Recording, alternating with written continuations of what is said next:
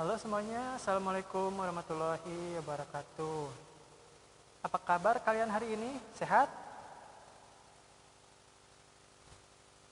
Sebelum Bapak mulai, Bapak akan memulai terlebih dahulu untuk berdoa sesuai dengan kepercayaan kalian masing-masing. Berdoa dimulai. Selesai. Untuk pertemuan kali ini, Bapak akan menyampaikan materi tentang gaya dan gerak. Untuk pertemuan kali ini, gaya dan gerak, kita dituntut untuk menganalisis gerak lurus, pengaruh gaya terhadap gerak, berdasarkan hukum Newton, dan penerapannya pada gerak benda dan gerak makhluk hidup. Dan menyajikan hasil penyelidikan pengaruh gaya terhadap gerak benda. Nah, tujuan pembelajaran kali ini kita menjelaskan pengertian gerak, menjelaskan perbedaan GLB dan GLBB, menghitung kecepatan dan percepatan gerak dengan rumus GLBB, menjelaskan isi hukum Newton 1, 2, dan 3, memberi contoh gerak pada makhluk hidup, menghitung besarnya gaya, menyebutkan macam-macam gerak pada tumbuhan berdasarkan rangsangan arah dan jenis rangsangannya. Di sini ada peta konsepnya, silakan kalian baca. Lanjut. Kita akan membahas tentang gerak. Gerak itu dapat diartikan sebagai benda yang bergerak terhadap titik acuan atau benda lain jika jarak atau posisi keduanya berubah. Contohnya pada gambar kereta yang sedang bergerak dari ketika titik awalnya berada di stasiun, langsung bergerak ke stasiun lain yang ditujunya, seperti kayak gitu. Jadi kereta tersebut dapat dikatakan bergerak. Nah, selanjutnya gerak itu bersifat relatif. Bergerak atau tidaknya benda itu ditentukan oleh keadaan si pengamat terhadap benda tersebut. Nah, contohnya pada gambar di sebelah itu, pengamat di tepi jalan pasti melihat bahwa kamu sedang bergerak bersama mobil. Namun, kamu sedang berada dalam mobil yang berada di dalam mobil akan melihat bahwa pengamat bergerak dengan arah yang berlawanan dengan arah gerakmu. Jadi, sifat relatif gerak itu bergantung pada titik acuan yang digunakannya. Maksudnya tersebut apakah yang berada di sisi jalan tersebut atau yang berada di dalam mobil tersebut saat mobil tersebut melaju.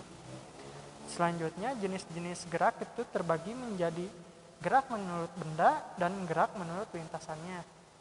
Nah, gerak menurut benda terbagi menjadi dua, yaitu nyata dan semu. Nyata itu berarti posisi benda terhadap titik acuan. Yang semu itu yang sebenarnya diam, namun yang teramati oleh pengamat seolah-olah bergerak. Yang selanjutnya, gerak menurut lintasan itu terbagi menjadi tiga, yaitu gerak lurus, gerak melingkar, dan gerak parabola. Nah, di sini gerak lurus itu berbentuk garis lurus, sedangkan yang melingkar itu berbentuk lingkaran atau seperti jari-jari. Yang ketiga itu gerak parabola, itu yang berbentuk seperti parabola. Selanjutnya, kelajuan dan kecepatan. Di sini kita harus mengerti terlebih dahulu apa itu kelajuan dan kecepatan. Kelajuan adalah jarak setiap satuan sekon yang dapat dilihat di situ ada rumusnya V sama dengan S dibagi T, di mana S adalah jarak yang ditempuh dalam satuan meter, V itu kecepatan benda dalam meter per sekon, T itu adalah waktu dalam satuan sekon. Nah, di sini ada kecepatan.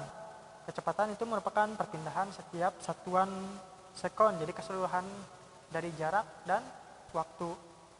Nah, di kecepatan itu ada jarak dan perpindahan. Jarak itu merupakan panjangnya lintasan yang ditempuh dalam satuan waktu, sedangkan perpindahan itu adalah perubahan kedudukan dalam waktu tertentu. Nah, di dalam kelajuan juga ada yang tetap dan rata-rata. Yang tetap itu kelajuan gerak tiap bagian jarak ditempuh dalam waktu yang sama, sedangkan yang rata-rata bergerak menempuh jarak tertentu, tiap bagian tidak ditempuh dalam waktu yang sama. Jadi berbeda ya antara tetap dan rata-rata itu kelajuannya. Nah, selanjutnya itu kelajuan itu besarannya itu besaran skalar, sedangkan yang kecepatan itu besaran vektor. Skalar itu memiliki nilai besar atau satu satuan, sedangkan besaran vektor itu mengandung ada arahnya gitu. Jadi ada panah arahnya gitu. Nah, selanjutnya di sini ada contoh soal. Sebuah mobil berjalan dengan kelajuan 10 meter per sekon, melintas dari Bogor menuju Puncak. Perjalanan ditempuh dalam waktu 2 jam. Berapakah jarak antara Bogor ke Puncak? Di sini kita pahami dulu tadi yang kita jelaskan bahwa kecepatan atau V itu satuan V itu sama dengan S per T. Nah, ketika yang dicarinya itu jaraknya, maka yang kita ubah dari Vs per T menjadi S sama dengan V dikali T. Nah, karena satuan S-nya itu adalah sekon, maka satuan yang jam itu dirubah dulu ke sekon. Dalam 1 jam itu 360 sekon. Nah, ini ada 2 jam berarti 7.200, tinggal dikali 2 jadi 7.200 sekon. Nah, maka dihasilkan S sama dengan V dikali T, yang berarti S sama dengan 10 dikali 7.200, yang menghasilkan 72.000 meter. Nah, karena opsinya untuk dipersingkat, maka kita ubah lagi dari meter ke kilometer, jadi 72 kilometer. Nah, setelah kita mengetahui tentang kelajuan dan kecepatan, kita harus mengetahui tentang adanya GLB atau gerak lurus beraturan. Gerak GLB adalah gerak suatu benda pada lintasan lurus dengan kecepatan tetap. Nah, di sini ada gambar kurva di mana kurva satuan V dan T itu bergerak, garis kurvanya itu tetap atau lurus, tidak ada kenaikan ataupun keturunan, yang menandakan bahwa kecepatan yang dihasilkan itu tetap. Nah, jadi S itu merupakan jarak yang ditempuh, V itu kecepatan benda, dan T itu waktu. Dalam GLBB itu yang diperlukan. Nah, di sini selanjutnya adalah percepatan. Dalam satuannya itu meter per sekon. Nah, di percepatan adalah bertambahnya kelajuan tiap selang satuan waktu tertentu. Sedangkan perlambatan itu adalah berkurangnya kelajuan tiap selang waktu tertentu. Di sini ada rumusnya. A atau percepatan itu sama dengan Vt dikurangi V0 dikurangi T. Nah, Vt itu kecepatan akhir, V0 itu kecepatan awal, A itu percepatan, dan T itu waktu. Nah, jika percepatan nilai A itu positif, berarti nilainya plus. Jika diperlambat nilainya adalah negatif, seperti pada rumus yang di bawah itu. Vt sama dengan V0 plus A kali T itu yang positif, sedangkan yang negatif Vt sama dengan V0 dikurangi A dikali T. Nah, selanjutnya kita akan membahas tentang GLBB. GLBB adalah gerakan lurus dengan kelajuan yang selalu bertambah secara teratur. Dengan kata lain, percepatannya tetap. Dengan kata lain, gerak lurus berubah beraturan adalah gerak benda dengan lintasan lurus dan percepatan tetap.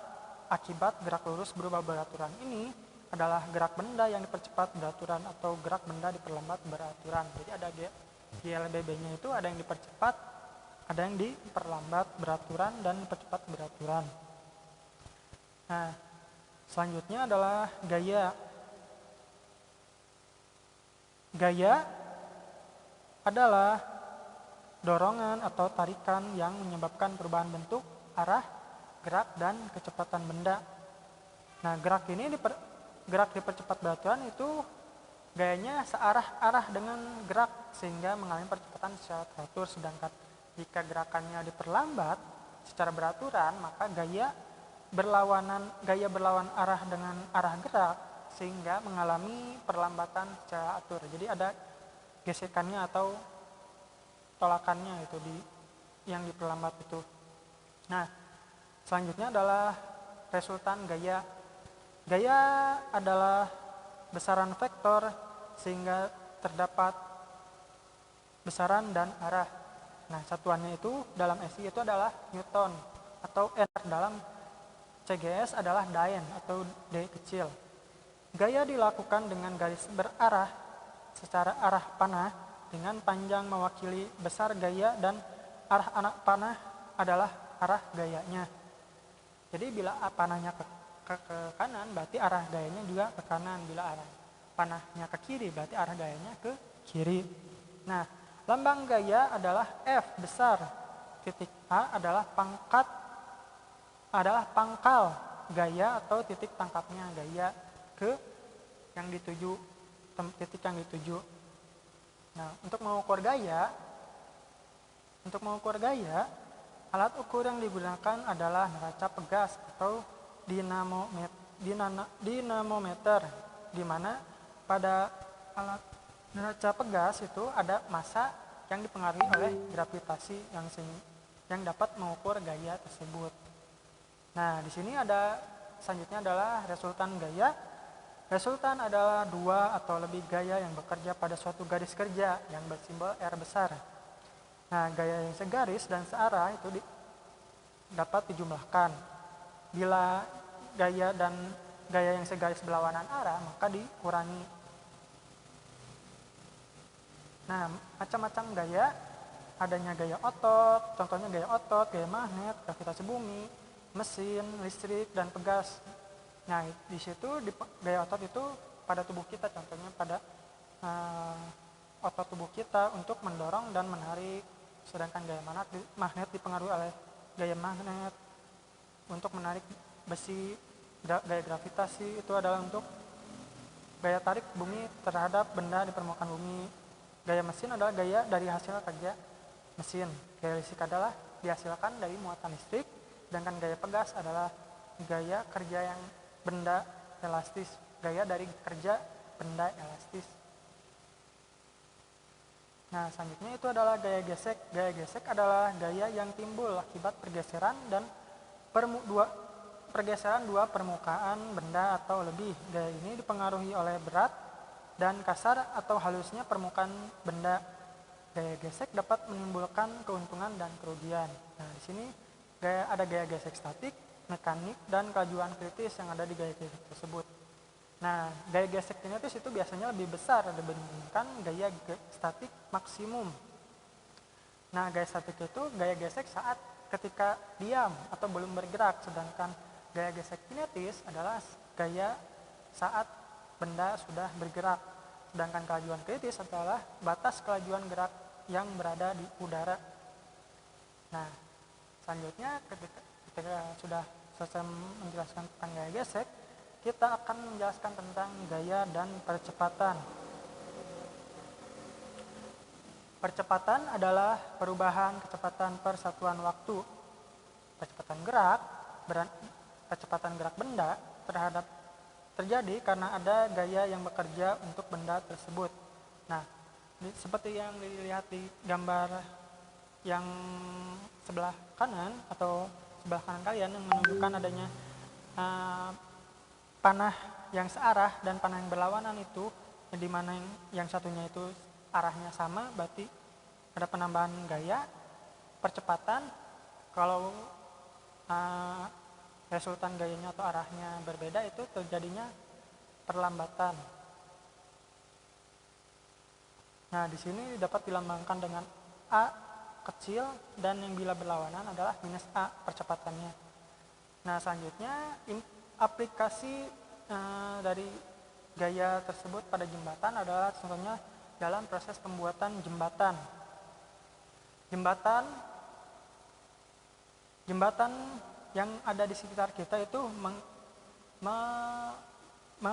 mengaplikasikan terhadap gaya, di mana ketika beban yang melintasi jembatan tersebut bebannya akan terbagi-bagi ke titik-titik yang sudah ada di jembatan tersebut, sehingga jembatan itu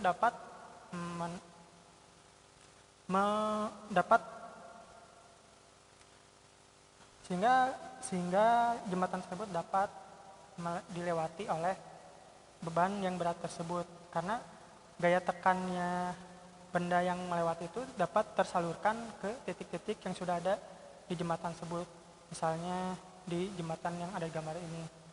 Jadi tidak tertekan pada satu titik benda, titik tekan gaya gitu, jadi tidak rubuh si jembatannya tersebut. Nah, selanjutnya itu adalah massa dan berat benda. Di sini ada berat itu merupakan gaya gravitasi pada benda tersebut. Nah, berat bergantung pada massa dan percepatan gravitasi, di mana semakin mendekati kutub maka semakin besar percepatan gravitasinya, atau G buminya itu sebesar 9,8 Newton per kilogram. Sedangkan di bulan itu adalah 1,6 Newton per kg kilogram. Dalam persamaannya itu adalah W kecil sama dengan M dikali G. Jadi masanya berpengaruh terhadap gravitasi, yaitu massa beratnya. Nah, selanjutnya adalah prinsip hukum Newton. Hukum Newton 1.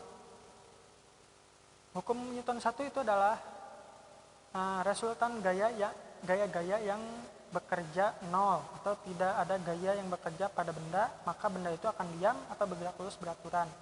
Nah, hal ini dipengaruhi oleh gaya inersia. Inersia adalah kecenderungan benda untuk mempertahankan gerak diam atau gerak lurusnya. Selanjutnya, hukum Newton 2. Hukum Newton 2 adanya percepatan. Nah, percepatan itu adalah bertambahnya kecepatan benda secara teratur.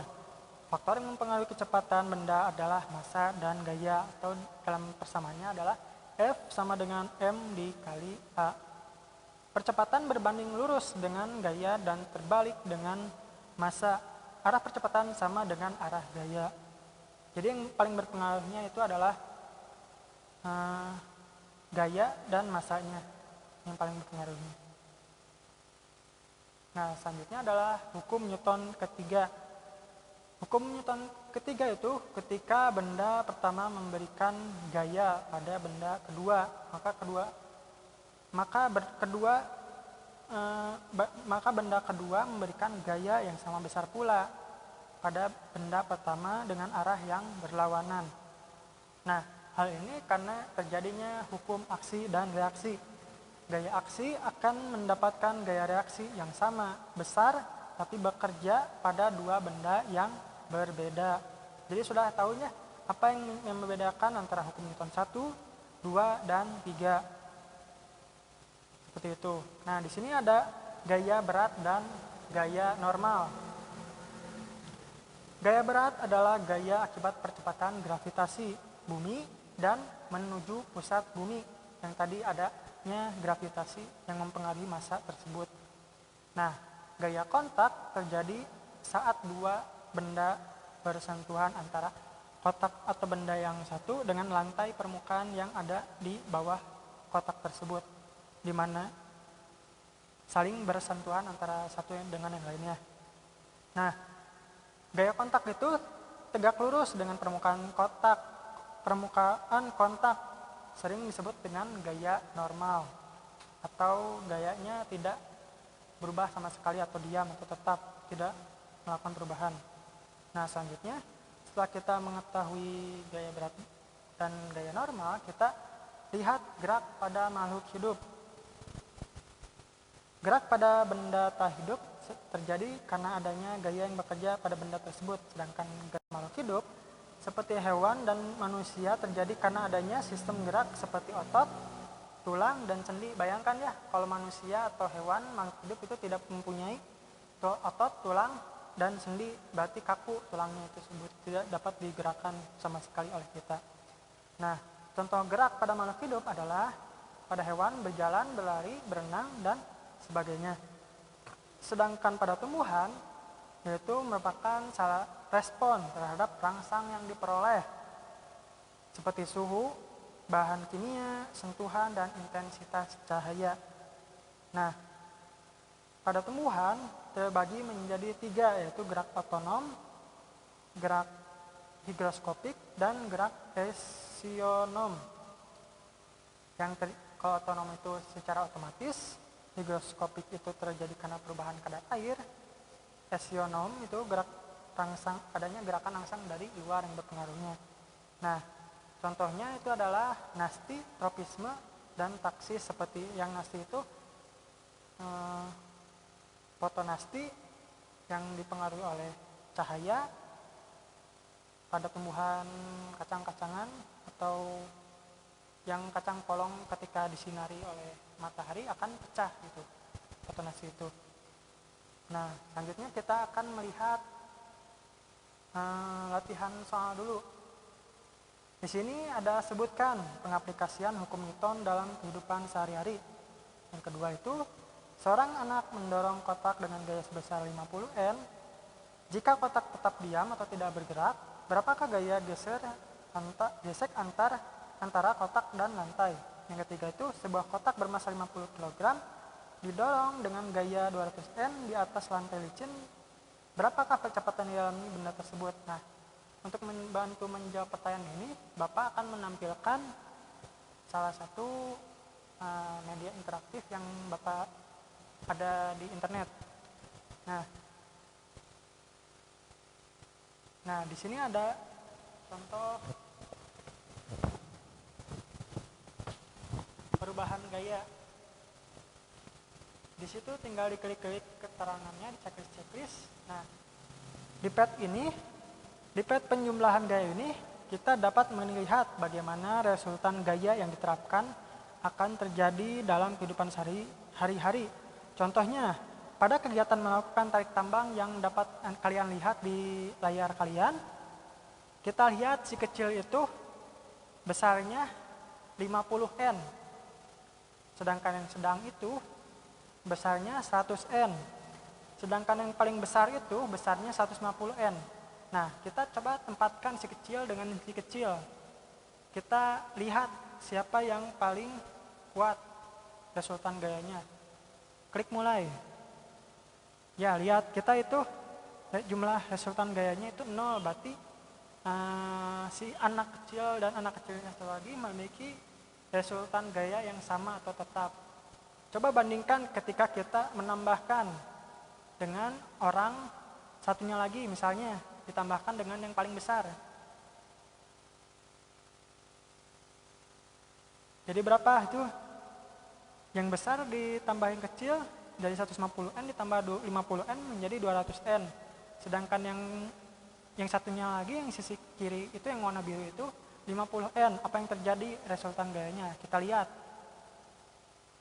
Ya, yang merah itu menarik si biru itu ke sisinya, sehingga resultan gayanya yang lebih besar itu adalah yang merah dengan resultan sebesar 150 N. Dengan jumlah gayanya berapa itu? 150 N.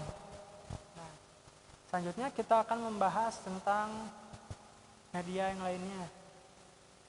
Di sini kita mendapatkan tampilan apa ini? Gerak. Pada pad gerak ini kita dapat melihat bagaimana suatu benda dianggap bergerak. Benda bergerak karena adanya gaya yang diberikan dengan satuan gaya yakni Newton. Dan adanya perubahan dari titik satu ke titik yang lain yang dipengaruhi yang lain dengan dibuktikannya dengan adanya kecepatan atau perpindahan gerak. Coba kita perintahkan si orang yang merah itu untuk mendorong kotak yang bermassa 50 kg dengan gaya berapa itu? Kita coba 50 Newton. Lihat di situ ada perpindahan gerak. Nah, berarti gerak itu dapat dibuktikan dari mana? Karena adanya gaya yang dihasilkan oleh si anak tersebut untuk mendorong kotak tersebut sebesar 50 N dan massa kotaknya itu 50 kg itu terdorong dalam besaran 50 Newton tersebut dengan perpindahan dari titik awal ke titik akhir. Dengan dibuktikannya adanya perpindahan atau kecepatan yang dapat dilihat di sisi yang bulat itu. Selanjutnya kita melihat pad tentang gesekan. Pada pad gesekan ini kita dapat melihat perbedaan benda dengan permukaan yang licin dan yang kasar. Di sana ada garis scroll yang tidak ada gesekan dan adanya gesekan besar gitu. Di situ menandakan adanya permukaan yang licin dan permukaan yang kasar.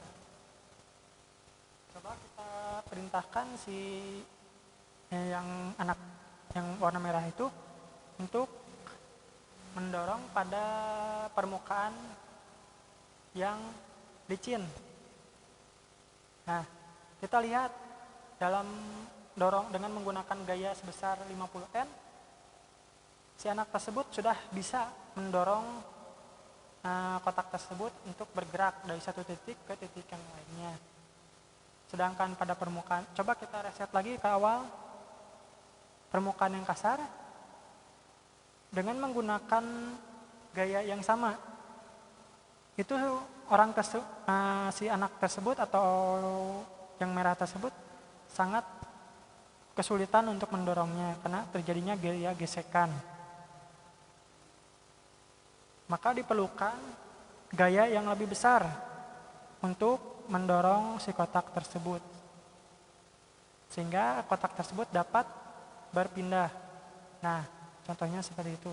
Itu berapa N? 300? Berapa N itu? 300 N. Nah, di situ ada gaya geseknya, gaya yang dilakukan, dan gaya resultan gayanya. Nah, selanjutnya kita akan melanjutkan ke percepatan, pet yang percepatan. Nah, pada pet percepatan ini kita dapat mengukur percepatan terjadi di keadaan sesungguhnya. Jadi tidak hanya teori F sama dengan M dikali A, maka A sama dengan F dibagi M. Jadi percepatan itu dibuktikan, rumus yang ada di gaya tersebut itu yang ada di buku kalian itu bukan semacam karangan, tapi dapat dibuktikan secara nyata. Contohnya pada orang yang ada di sini. Di sini kita dapat membuktikan berapa percepatan yang dilakukannya. Contohnya gayanya sebesar, coba kita gayanya 200 Newton. Dengan M-nya 50 S, masanya 50 kg. Nah, di situ kita dapat lihat percepatannya yang ada di sudut paling kiri kita. Yang atas itu di bawah yang bundaran itu sebesar 4 meter per S kuadrat, kan betul? 4 ms. Nah, itu dapat dibuktikan dengan membagi dari rumus F sama dengan M dikali A menjadi A sama dengan F dibagi M. Jadi dua gaya yang dihasilkan itu 200 Newton dibagi dengan masanya 50 kg menjadi 4 meter per sekon kuadrat. Seperti itu.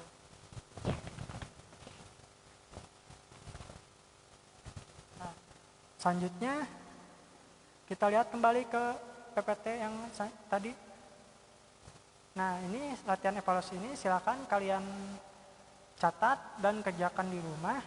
Silakan kerjakan tugas-tugasnya yang ada di GCR yang Bapak kirim, buat rangkumannya dan modulnya LKPD-nya dikumpulkan di GCR yang telah Bapak sediakan. Untuk pertemuan kali ini Bapak cukupkan sekian. Wassalamualaikum warahmatullahi wabarakatuh.